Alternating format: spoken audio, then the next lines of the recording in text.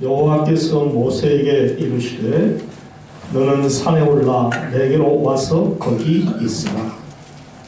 내가 그들을 가르치도록 내가 율법과 계명을 친히 기록한 돌판을 내게 주리라.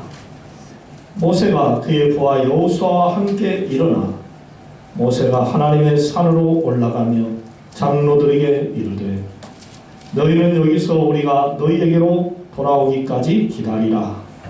아론과 훌이 너희와 함께 하리니 무릇 입이 있는 자는 그들에게로 나아갈지니라 하고 모세가 산에 오르매 구름이 산을 가리며 여호와의 영광이 시내산 위에 머무르고 구름이 여섯 동안 산을 가리더니 일곱째 날에 여호와께서 구름 가운데서 모세를 부르시니라. 산 위에 여호와의 영광이 이스라엘 자손의 눈이 맹렬한 불같이 보였고 모세는 구름 속으로 들어가서 산 위에 올랐으며 모세가 40일 40야를 산에 있으니라. 아멘. 찬양대에 찬양이 있겠습니다.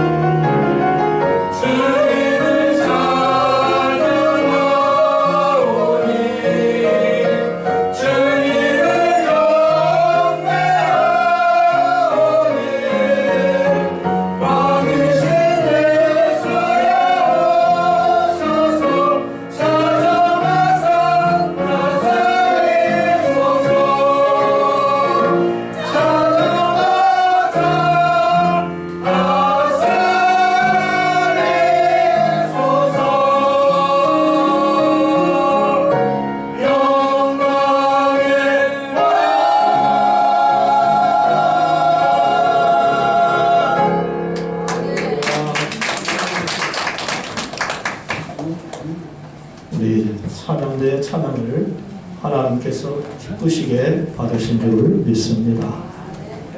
여러분, 지금 이 시간에 예배를 드릴 수 있음을 감사하시기를 바랍니다.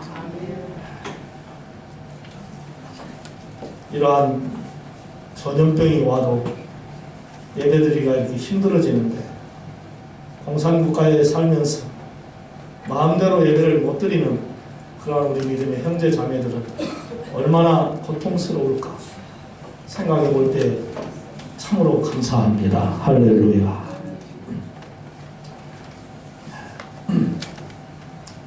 사람들이 산, 또 바다, 들 이런 것들을 좋아합니다.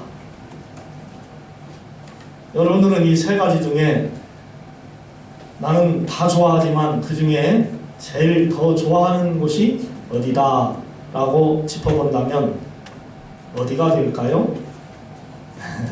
우리 정재정 권사님 나는 바다 그러시네요.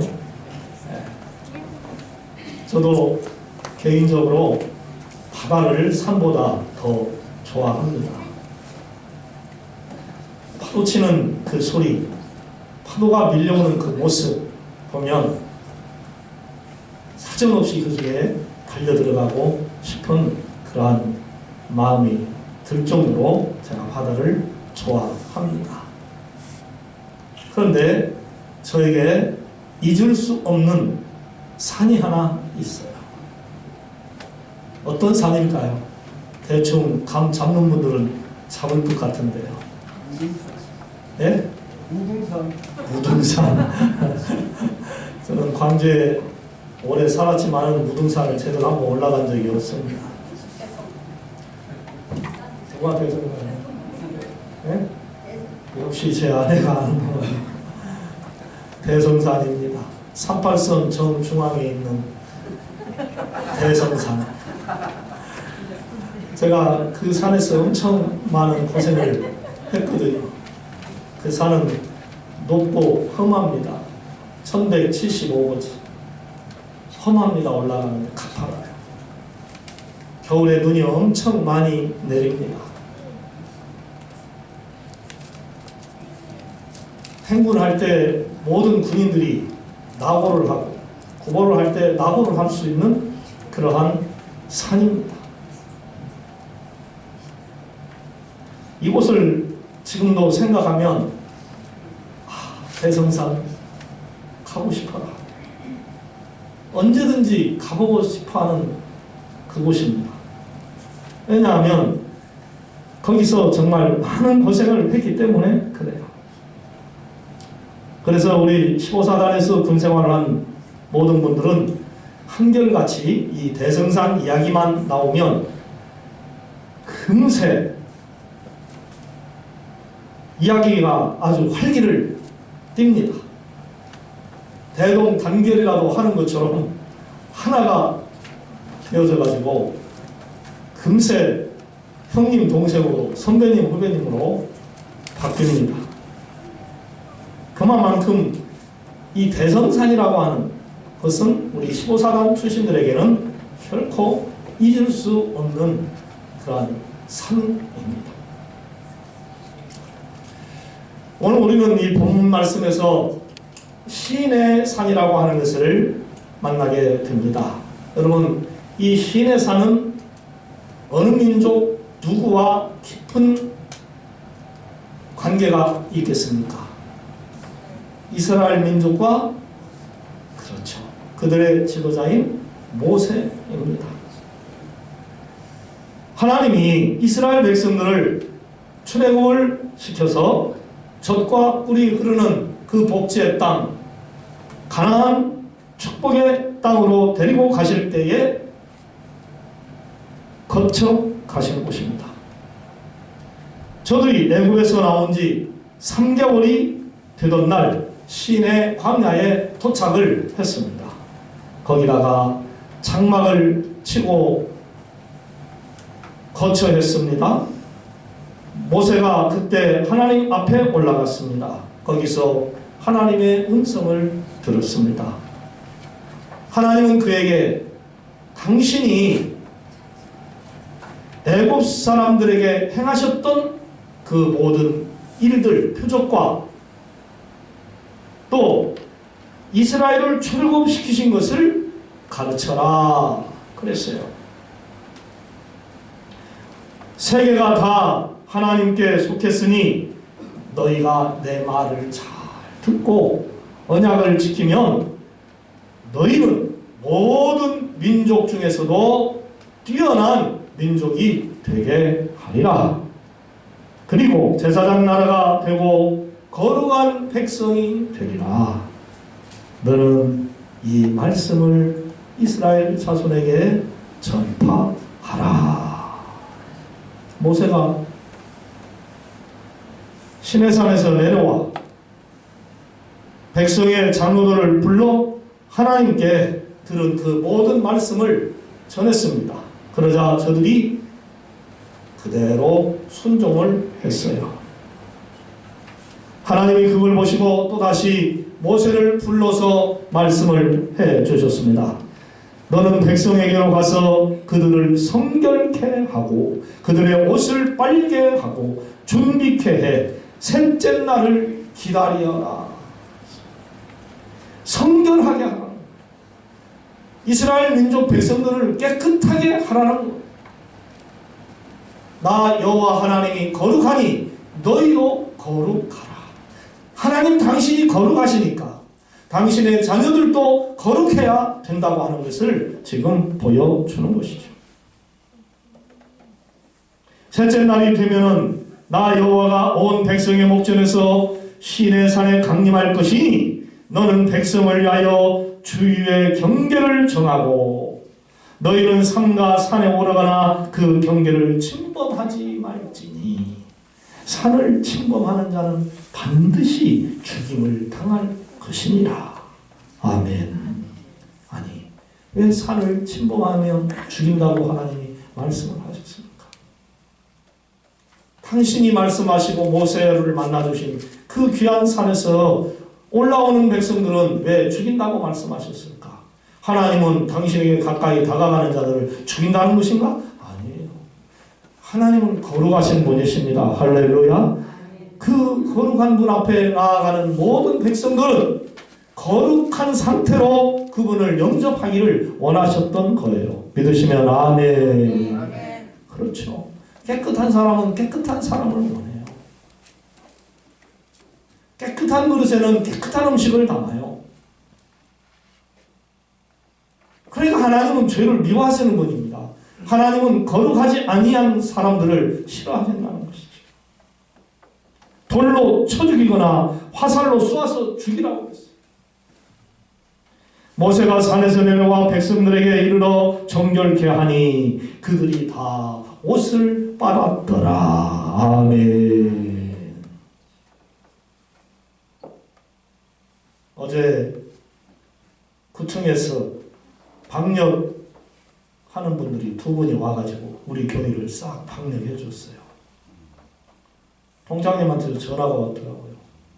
혹시 방역을 했는지 안 했는지 모르겠다고.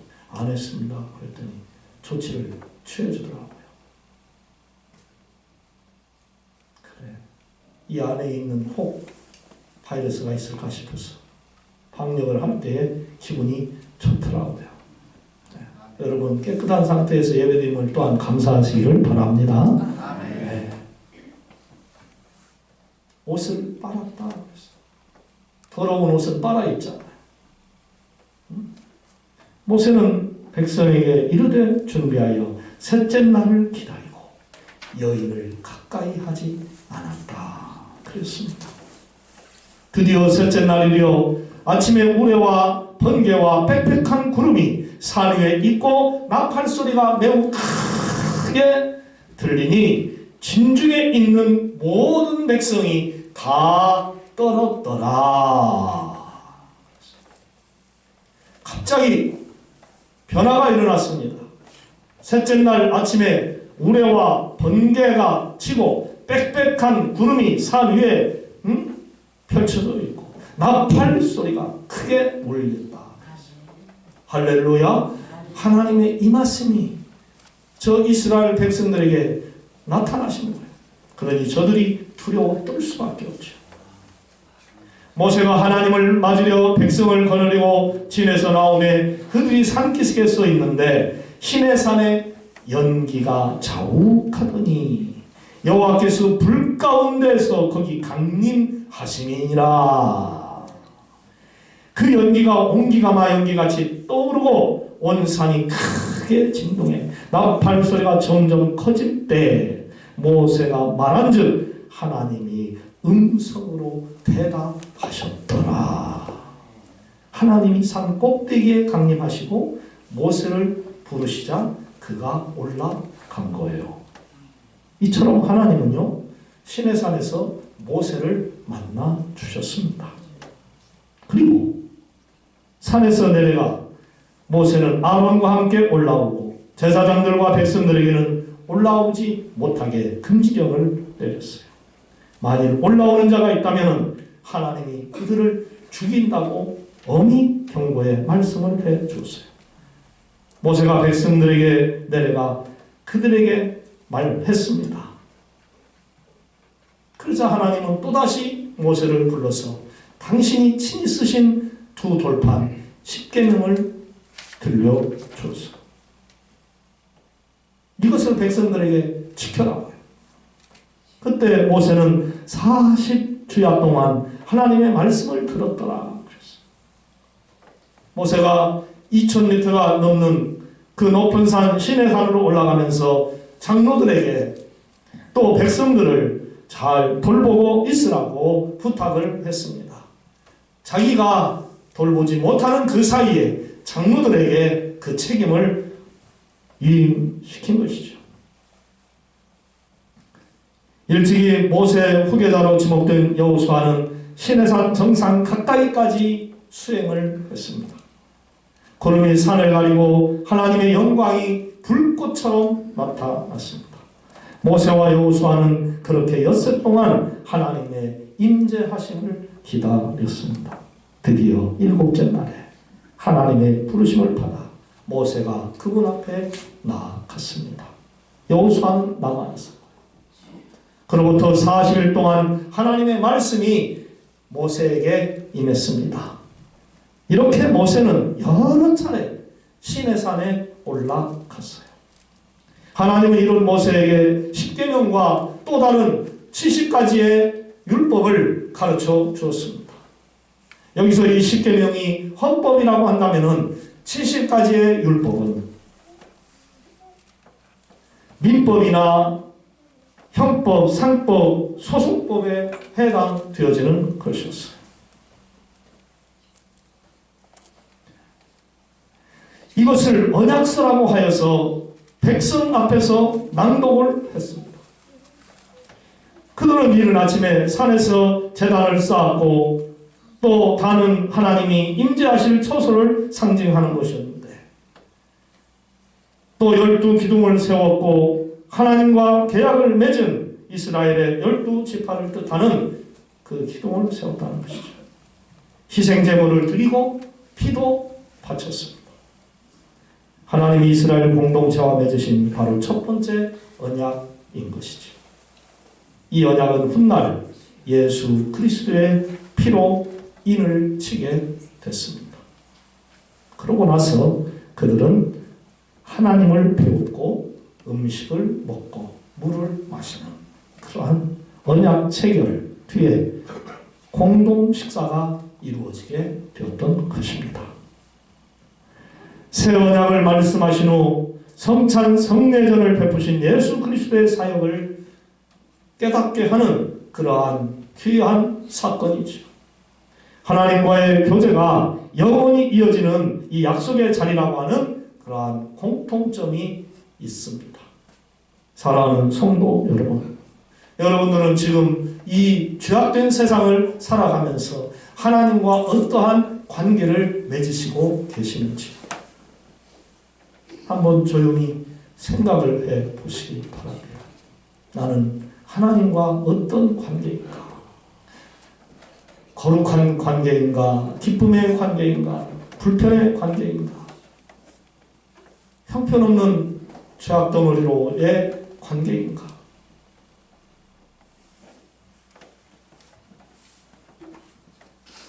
그냥 하나님 돈 많이 벌게 해주세요. 사업 잘 되게 해주세요.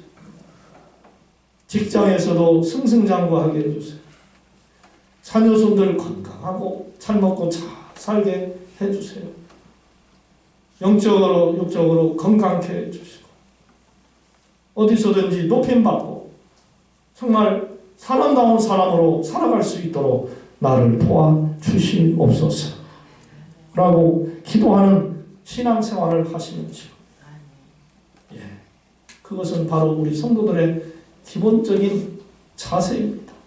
마땅히 그런 기도를 드려야죠. 하지만 우리는 여기서 한 단계 더 올라가는 그러한 성도의 신앙생활을 해야 할 줄로 믿습니다. 아멘.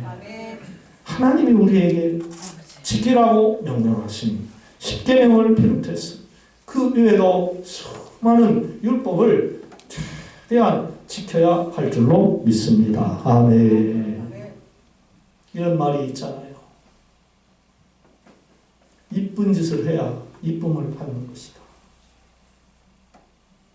사랑받을 짓을 해야 사랑을 받습니다. 아멘? 아멘입니까? 하나님께 사랑받을 행동을 해야 사랑을 받지요. 부모에게 사랑받을 행동을 해야 받지요. 연주자매, 엄마한테 잘해요?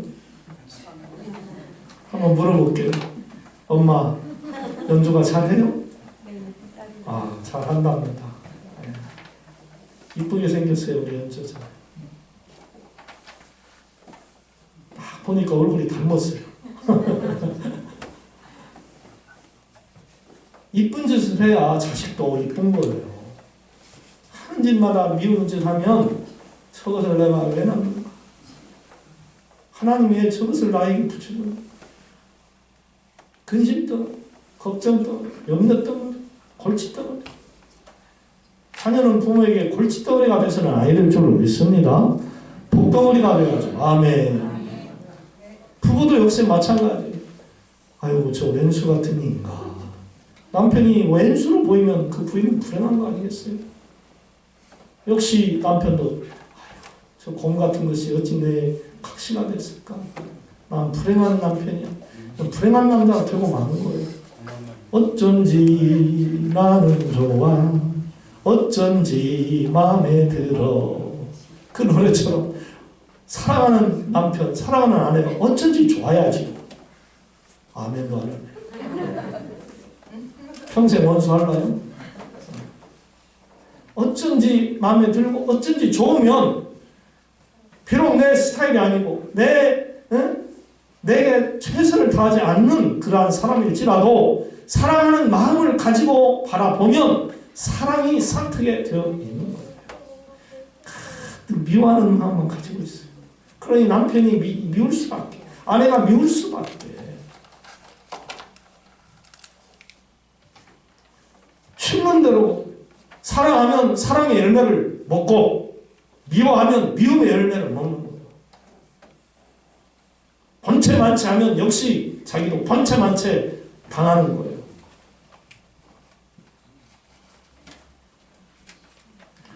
축복의 하나님께 축복을 받기를 기원하려면 적어도 그분께 사랑받을 그러한 행동을 해야 한다는 것이죠. 믿으시면 아멘. 아멘. 하나님의 사랑을 받으려면 하나님께 잘해야 합니다. 아멘. 왜 여러분 상을 줍니까? 공부를 잘하는 학생들에게. 왜 상을 줘요? 뭘 잘하니까? 이미 답이 나왔네. 공부를 잘하니까 상을 주지요. 왜 또 회사에서 상을 줍니까? 자기 일의 실적을 잘 올리는 1등 사원이 되니까 상을 주죠. 왜 금메달을 줘요? 1등 했으니까 준 거 아니에요. 1등 했으니까. 효도를 잘하니까 자식들에게 답을 줘요. 효도 잘 못하면은 재산, 전 재산 사회에 기부해버리는 사람들 오기배차라고 하는 것 같은데 그렇게 하는 것보다는 선진국에 있는 사람들처럼 우리도 자식들 재산 물려주지 말고 사회에다 환원을 해버리면 좋겠다는 생각이 들어요. 그래야 자식들도 정신 똑바로 차리고 살아가지. 아, 우리 아버지 죽으면 저 재산 다 될 거야. 그러니까 개판으로 사는 것이죠. 자기를 또 잘 벌봐주는 사람, 그런 사람에게 자기의 재산을 다 물려주는 그런 사람들도 있어요. 자기한테 잘하니까 자식들은 형편없게 하는데. 그렇습니다. 사랑하는 성도 여러분, 만물의 주인이 되신 우리 하나님께 먼저 그의 나라와 그의 의를 구하라. 그리하면 이 모든 것을 너희에게 더하여 주시리라. 그 말씀과 같이 먼저 하나님 아버지께 영광을 돌리시기를 바랍니다. 먼저. 응? 왜 지금 이러한 세상이 됐으리라고 여러분 혹시 생각해 보셨는지. 성경을 보시면은 이스라엘 백성들이 하나님 앞에 큰 죄를 저지르며 온갖 징계와 저주, 벌, 심판받는 것을 봅니다. 하나님과 모세 지도자를 원망하니까 뱀을 통하여서 수많은 사람이 물려 죽었습니다. 적국의 침략을 받아 나라가 망했습니다. 메뚜기 떼의 침범을 받아서 채소들이 다 죽어 자빠졌습니다. 그것은 그 백성들이 먹을 먹거리가 사라집니다. 깐부기병에 의하여서 다 곡물이 죽어 자빠졌습니다. 그리고 전염병으로 수많은 사람이 죽었어요. 이 전염병에 대해서 구약에 43회가 기록되어 있고 신약에 2번 기록이 되어 있어요. 그래서 이 전염병이 총 신구약에 45번이 기록이 될 정도로 전염병이 무섭게 나온 것을 봅니다. 민수기 14장 12절에 내가 전염병으로 그들을 쳐서 멸하고 내가 그들보다 크고 강한 나라를 이루게 하리라 그랬어요. 사무엘하 24장 1절로 9절 말씀을 보면은 다윗에게 하나님이 전쟁에 나아가 싸울 만한 젊은이들을 너는 구별하지 마라. 인구를 조사하지를 말아라. 인구 조사하지 말아라. 라고 분명하게 말씀을 하셨습니다. 그런데 다윗은 하나님의 그 말씀을 거역하고 인구를 조사했습니다. 내가 이끌어갈 이 내 백성들이 과연 몇 명이라는 얼마나 젊은이들이 많은가. 그래서 자기가 힘을 얻어보고 거기서 만족을 느껴보려고 이 교만한 병에 빠져가지고 하나님의 명령을 거역하고 말았어요.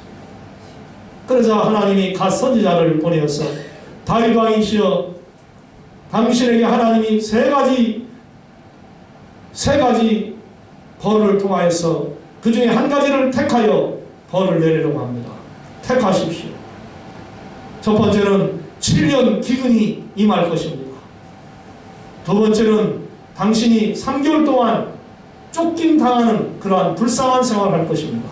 세 번째는 전염병이 임할 것입니다. 이 세 가지 중에 선택하십시오. 전염병을 선택했습니다. 그날에 몇만 명이 죽은지 혹시 아시는 분 계십니까? 7만 명이 죽었다. 7만 명이 죽었다. 우리나라도 얼마 전만 해도 한 사람도 안 죽었는데 지금 몇 명 죽었습니까? 3명? 앞으로 몇 명이 더 죽을지 모르겠습니다. 무섭습니다. 전염병 무섭습니다. 여러분 푸다페스트에 임했던 흑사병 아시지 않습니까?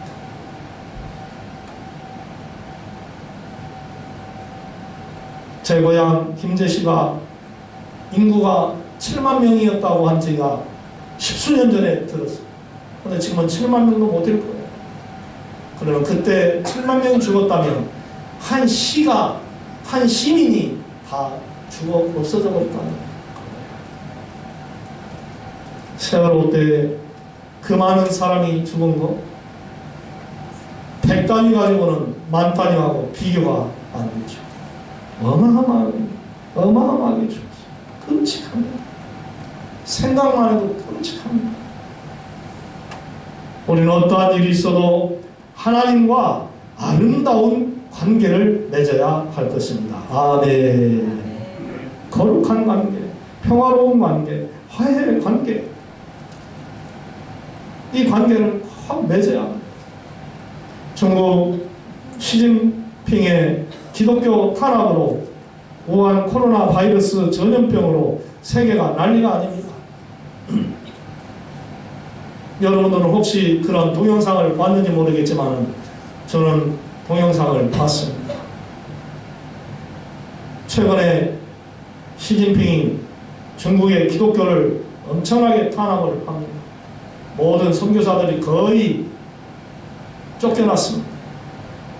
교회의 십자가를 불태우고 십자가를 망치로 쪼아서 끌어내리고 있습니다. 백성들이, 성도들이 울부짖고 거친 항의를 해도 공권력의 힘 앞에서는 힘없이 무너지는 그런 모습을 보였습니다. 성도들은 울면서 하나님을 찬양하는 그 모습을 바라볼 때 목사의 한 사람이었어요. 얼마나 가슴이 아팠어요. 우리 교회를 생각해 보세요. 저 십자가를 끌어내린다라고 생각하면 어떻게 될까?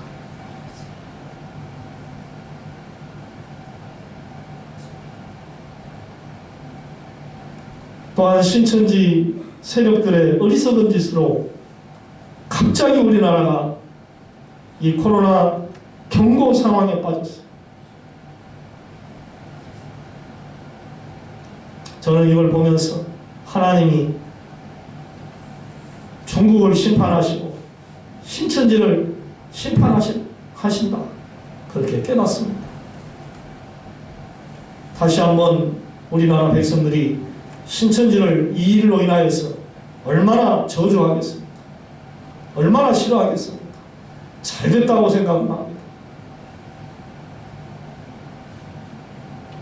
이러한 사태를 바라보면서 우리는 깨달아야 할 줄로 믿습니다. 그래, 내 죄가 커.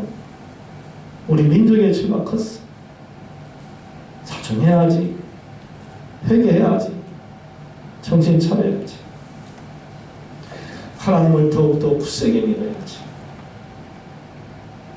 그래서 이 땅에 평화가 임하게 해야지. 그런 결심을 하게 됐습니다. 하나님과 동행하는 사람은 복인입니다. 아멘. 하나님과 동행하는 사람은 복인입니다. 시내산에 대해서 오늘 실컷 이야기했습니다.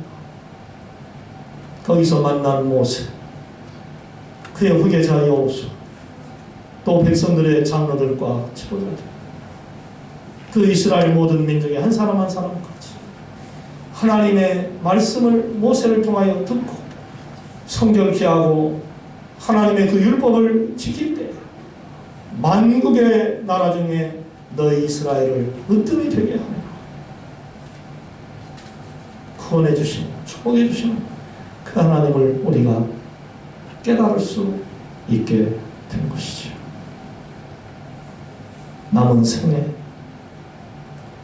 하나님 잘 믿고 하나님을 열심히 잘하는 그러한 충성된 믿음의 종들이 되셨습니다. 언제 어느 때 하늘나라 가더라도 아멘! 내 영혼을 하나님 부탁합니다 하고 강하고 담대하게 멋지게 가는 우리 모두가 될 수 있기를 소망합니다. 아멘. 사랑의 하나님, 더러운 저희 괴수와 같은 우리를 당신의 귀한 아들과 딸로 삼아주시고 지금까지 많이 사랑해 주신 것 참으로 감사합니다. 낱낱이 우리의 죄악을 파헤쳐 보면 도저히 얼굴 들고 살 수 없는 사람들이지만